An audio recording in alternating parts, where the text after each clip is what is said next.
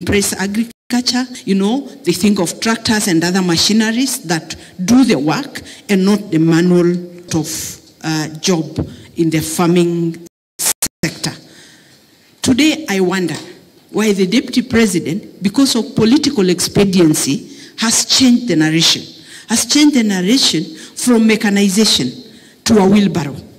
And I think he's changing, he's literally misleading very vulnerable Kenyans. He's misleading because nobody would want their children whom they have educated, used so much resources to educate, to end up, working with a mkokoteni or a wheelbarrow. And so I think he's not sincere, and I think he's doing this to whip the emotions of very vulnerable Kenyans. So let me urge you to support BBI because it is a life-changing document for all of us. Thank you very much. Barikiwe sana. It is my privilege and honor to take this opportunity to invite those, a very manual jobs. And he told us mechanization is the way to go. This is what will impress the young people so that they embrace agriculture. They think of tractors and other machineries that do the work and not the manual job in the farming sector. Today, I wonder why the Deputy President, because of political expediency, has changed the narration. Has changed the narration from mechanization to a wheelbarrow. And I think he's changing, he's literally misleading very vulnerable Kenyans. He's misleading because nobody would want their children whom they have educated, used so much resources to educate, to end up, working with a mkokoteni or a wheelbarrow. And so I think he's not sincere, and I think he's doing this to whip the emotions of very vulnerable Kenyans. So let me urge you to support BBI because it is a life-changing document for all of us. Thank you very much. Barikiwe sana. It is my privilege and honor to take this opportunity to invite Senator Orengo to come and speak to you. I think he was more of a student leader at the university than myself. Karibu, Senator Orengo. Thank you. Karibu.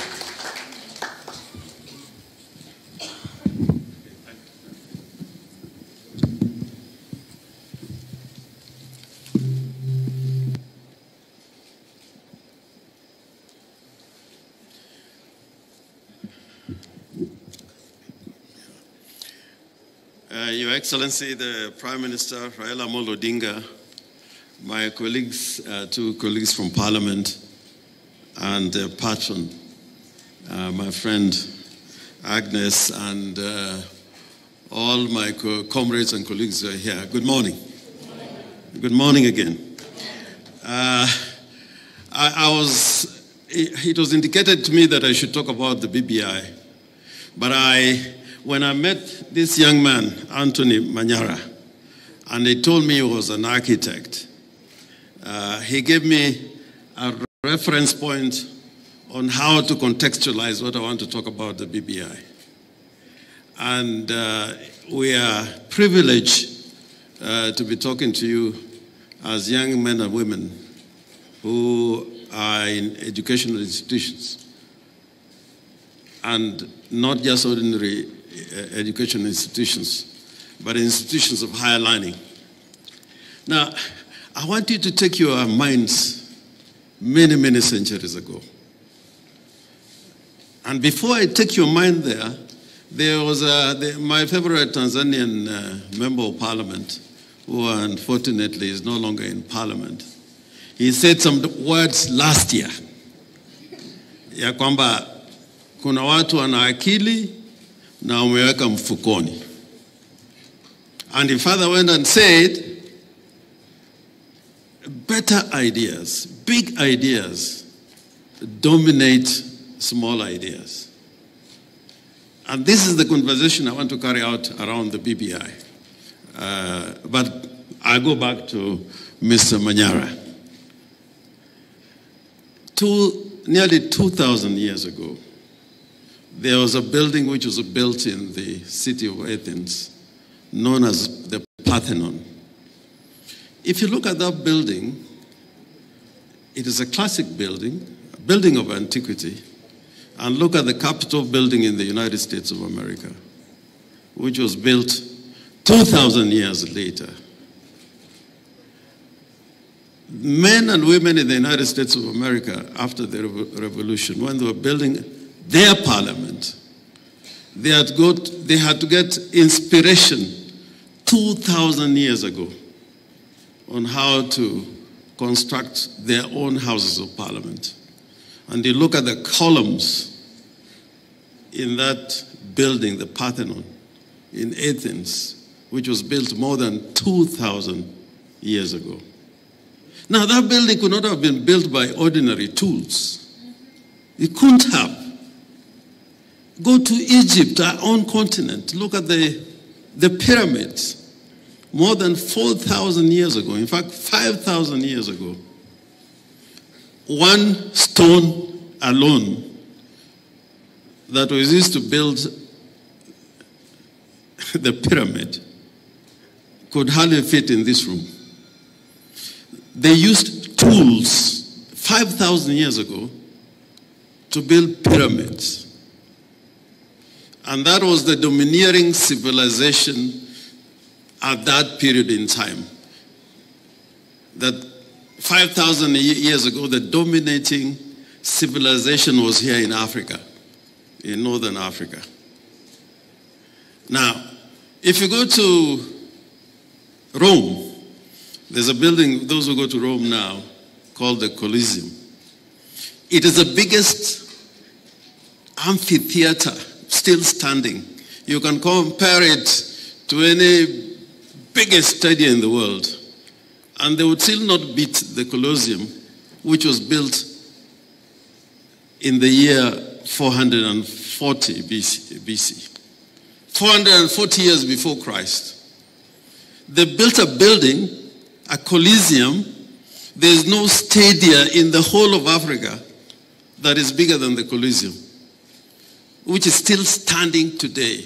It has been ravaged through wars, but it's still standing. Imagine what type of tools were used to build the Colosseum for 500 years before the birth of Christ. 500 years ago. And in southern Africa, there's another kingdom known as the Great Zimbabwe. If you look at the ruins of that city, they could not have applied the ordinary tools to build that city. Because you know that Shona Empire was a great empire. It was a trading empire. And Africans in the 11th century were building one of the biggest cities in the world, known as the Great Zimbabwe. Now, man and humanity, the development of man and humanity is surrounded about discovery of tools. The first known tools in the Stone Age were made more than 2 million years ago. 2 million years ago, our forefathers knew how to fashion tools in order to make sure that humanity progressed. And that's the big difference between man and beast. If you do not consider man and beast as the same species, we can make tools. There are very few animals that can make tools. Now, coming closer in time, in England, Napoleon derided the British because he used to say that Britain was a nation of shopkeepers. This time, Napoleon, they were fighting wars all over Europe. But I forgot to say there's been that historical rivalry between the British and the English and the French. At that time, Napoleon was looking down on England that you're a mere nation of shopkeepers. In fact, by that time, England was already a major naval and mercantilist nation. They are doing trading all over the world. But the French were looking down upon them because they were saying, you're just a nation of shopkeepers. But that was like a challenge. Voltaire said, probably that was a complimentary remark by Napoleon, because immediately after mercantilism, there was a great agricultural revolution and the industrial revolution, and then the discovery of the steam engine. People like Isaac Watt, the great scientist. And England became a major force in the world because it had great ideas. It had great ideas. Now, coming closer in time again, there are these Asian tigers, South Korea. Do you know the difference really between South Korea and the rest of Asia? It's because they thought big. When other Asian countries were talking about cottage industry, they thought about 4 things: education, industrialization, trade, and innovation. When countries in Asia, a lot of them were thinking the way we are thinking, that you can build a modern civilization by an implement on one wheel. And not to talk about when the wheel was discovered. I don't know. The wheel, I think again this was a discovery of the Chinese. Now, the Koreans were a poor nation, South Korea. And they decided we are going to make a difference by believing in education, industrialization, innovation, and technology. And look at where Korea is today. President Obama, when he was here, he said one of the rising nations is going to be India. And India went through that phase when they depended so much about small developments in agriculture and industrialization. But look at what India's done when it opened up. India, I think, is going to be the second or third largest economy in 4 or 5 years, because they started thinking big. Now, in Kenya, we are thinking small. And shame to us that when we should be competing with the best economies in the world, we are thinking so small.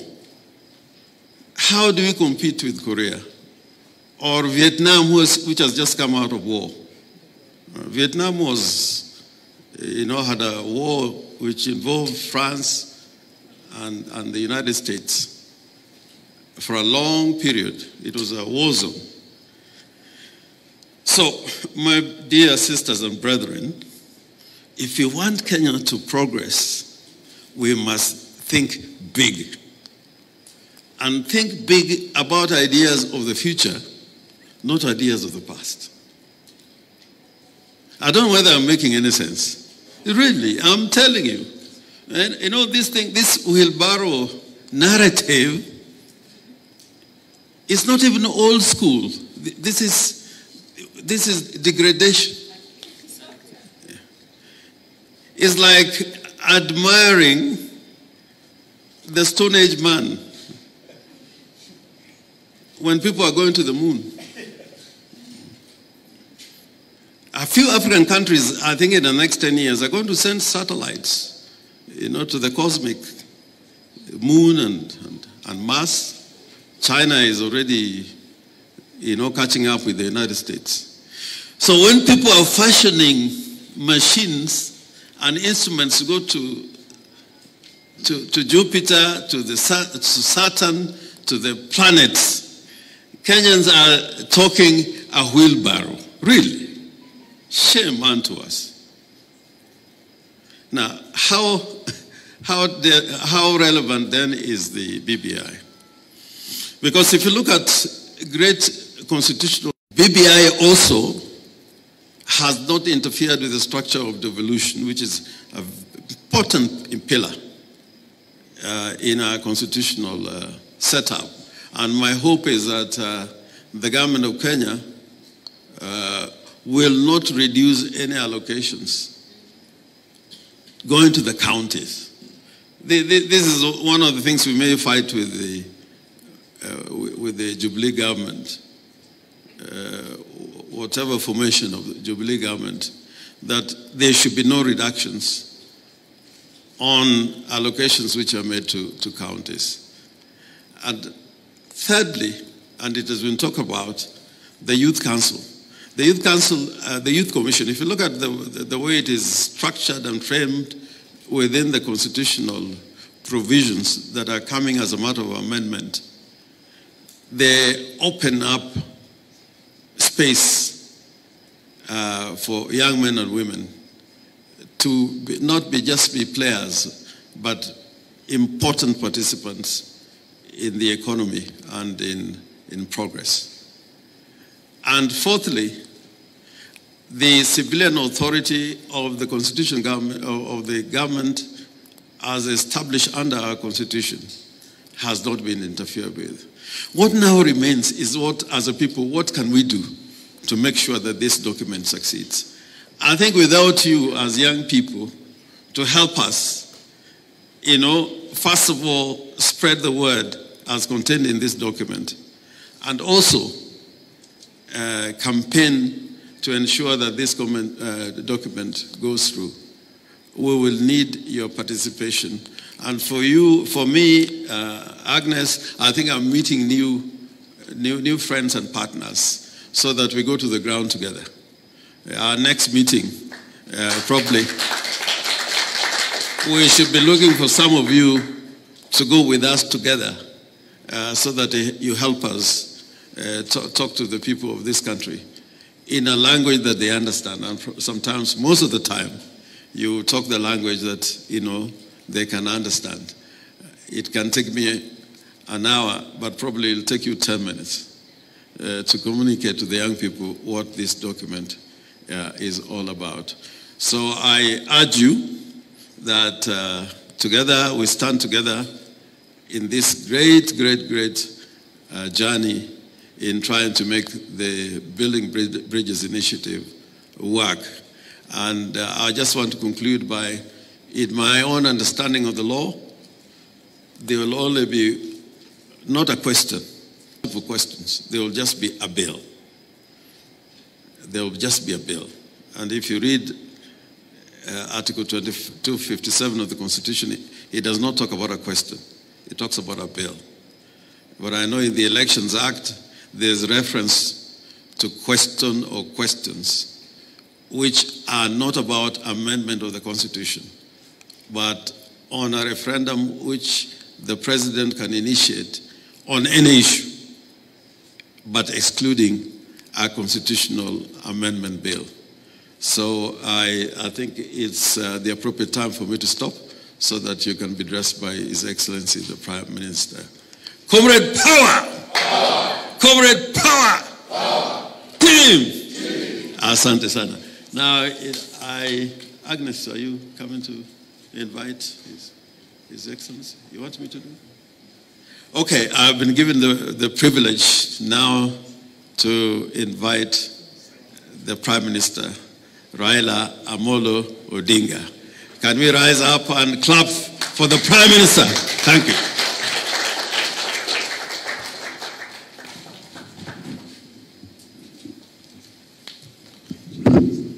Thank you. Comrade power. Comrade power. Comrade Ria. Comrade Tibim. Comrade Terala. Asante sana. Thank you. You may be seated. This is not a new slogan.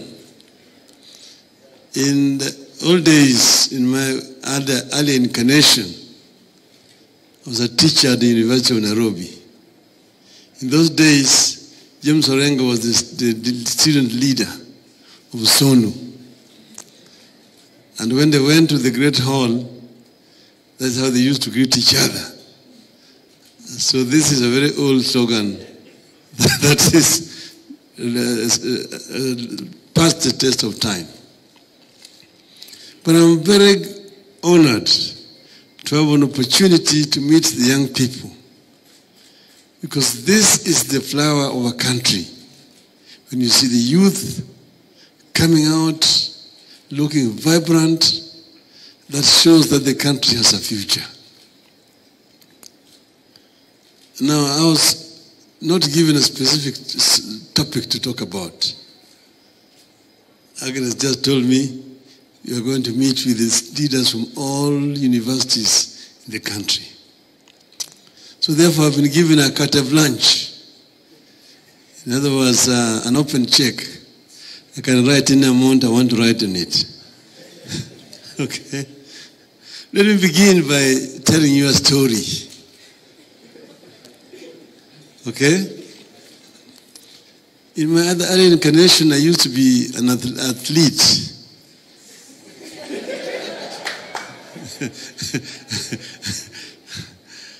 I used to, in terms of sprints, I was doing 400 meters hurdles.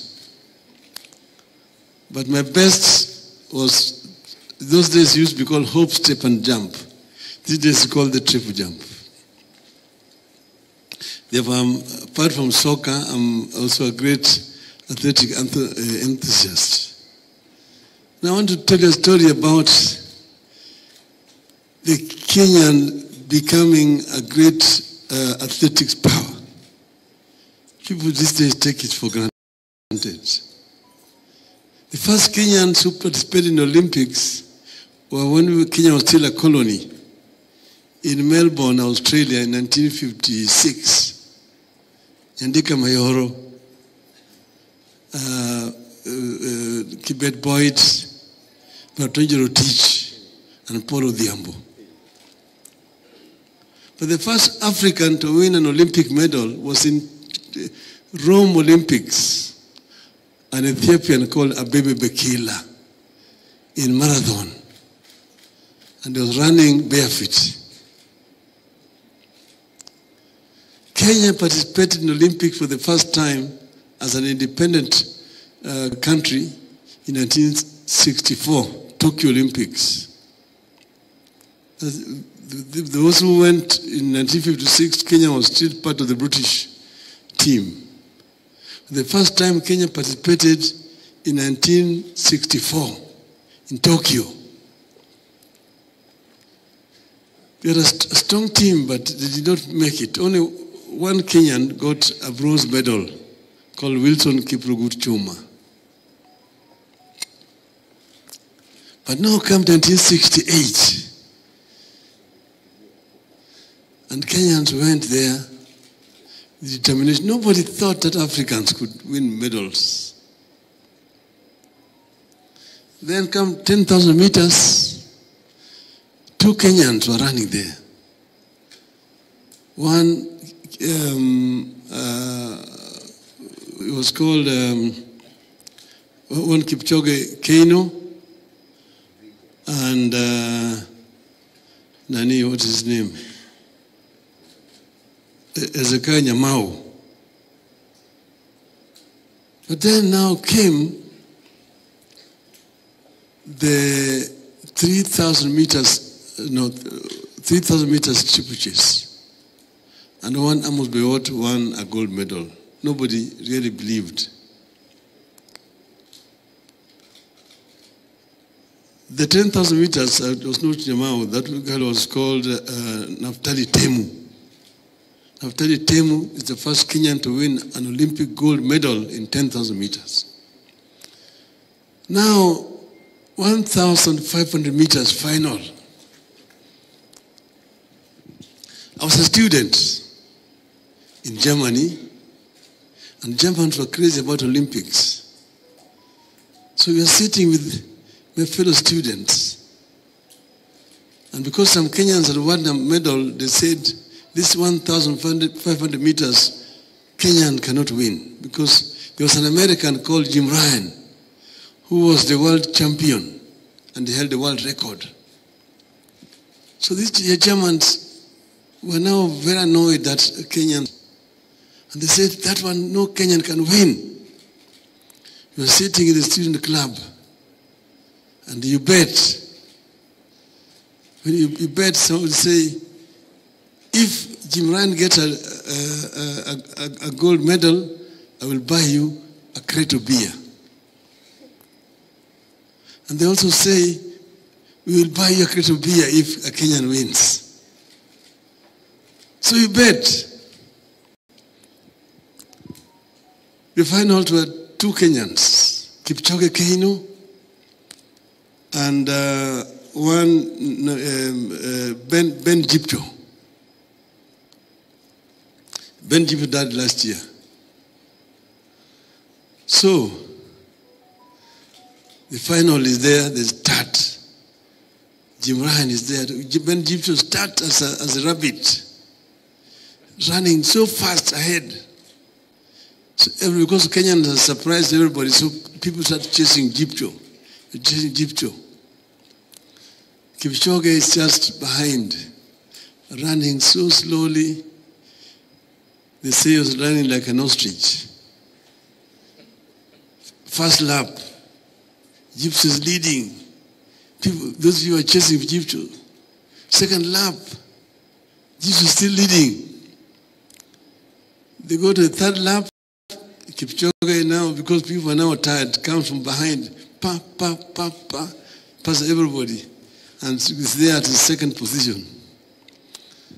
This before third lap is over, Jipcho drops out. So Kipchoge is now ahead. Then he jumps, and it's about 15 meters ahead of the field. They come for the bell.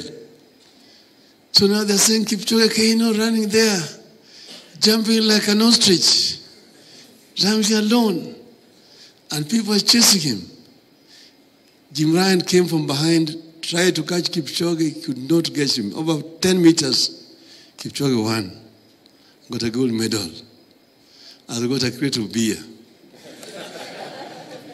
This land of ours, justice be our shield and defender. May we dwell in unity, peace and liberty. Plenty be found within our borders. That is a dream. That's a Kenyan dream. A country that respects God, and that's why when you started here, you started with a prayer. This is our national anthem. The second, justice be our shield and defender. Justice can only be a shield and defender if there is democracy. It says justice is shield and defender. Shield and defender. And may we dwell in unity, peace and liberty. You should be united. You should not discriminate against anybody other on the basis of race, ethnicity, religion, or gender. That is, we're saying that. Peace. But peace is not merely an absence of war. Somebody who is hungry is not peaceful. Somebody who is hungry is an angry person. And then liberty. People who are liberated. But finally, plenty be found within our borders. That means a prosperous, developed country where people don't suffer from want. A country where there are opportunities.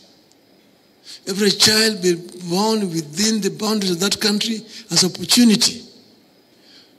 From cradle to the grave, equal opportunity. So that if your parents were poor, you don't have to, you're not condemned to live in poverty throughout your life. You can have social transformation, upward social mobility. People who have, the children have equal opportunity to get equal education from nursery through primary, secondary, university, up to university. Equal opportunity, depending on their God-given ability. That's what it is. And then that plenty being found is not going to drop like manna from heaven. It has to be through the sweat and toil of the people of Kenya. So people of Kenya must be given opportunity to create wealth. Engage meaningfully in wealth creation activities. That is what is in our national anthem. And that because a country where plenty is found in the Bible is called Canaan. That is why we talked of our journey to Canaan. Okay? So this is the Kenyan dream. But how? When they were fighting for independence and we were growing up, they were saying that we want to get rid of the cruel colonial system so that we can have our own government led by our own people to deal with the three major enemies of those. Colonialism was a very cruel system. I know all of you never saw colonialism. Where we are meeting here at this place, is not far away from United Kenya Club. Behind us here is an hotel which is called New Avenue. Just there in the campus there, you have got Norfolk Hotel. Then there is New Stanley Hotel. There's Ambassador Hotel. Another one was called Queen's Hotel. It later became Bruner's Hotel. And then there's Nairobi Club there. All those places you could not enter. You'll find a sign outside there, Africans and dogs are not allowed. Africans and dogs not allowed. Only waiters and cooks are allowed to go into those places. And you are here in your own country. A Mzungu is driving, you must stop and salute when a Mzungu is passing you. So it is a very cruel system, and our people resisted and fought to liberate our country from that abnormal system.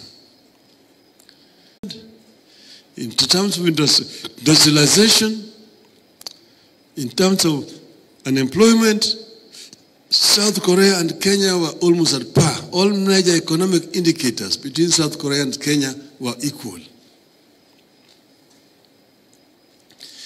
57 years later, South Korea's economy is 50 times bigger than that of Kenya. 50 times bigger than that of Kenya. You ask yourself, what is it that the Koreans got right that Kenyans got wrong? If you answer that question, then you are in the way to solving Kenya's problem. See?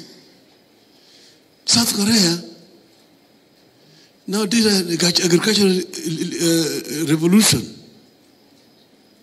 It is self-sufficient in terms of food production. People don't sleep hungry in South Korea. They transformed their rural economy. People live in proper towns, villages, which are properly planned. They invested in industries. You'll find Hyundai is manufactured in South Korea. LG manufactured in South Korea. Samsung is manufactured in South Korea. You around here still cannot even manufacture a needle in Kenya. You go to South Korea, you see the complete transformation of life of the people. Because they invested first in skills development. They invested in education of the people. And were able to attract investment from outside South Korea. And took off. So South Korea is no longer a developing economy. It is now a first world economy. And they've done that actually they did it within 30 years. Kenya is still where it is. And unless there is thinking out of the box, another 50 years, Kenya still will be where it is today. Where it is today. China, this is a transformation. China, when they changed course, what they did first, they opened up. During that other period, they invested heavily in manpower development. They trained highly skilled, cheap labor. That when they were now liberalizing the economy, it became a very attractive investment destination. Many industries in the West were rushing to China because the manpower there is skilled, highly skilled, and cheap. And raw materials they're also importing cheaply and manufacturing. So most of these big manufacturing plants went to South Korea, went to China. You find Mercedes is there, the plant. You find Peugeot is there. BMW is there. Volvo is there. Ford is there. Nissan is there. Toyota is there. Hyundai is there. All these manufacturing companies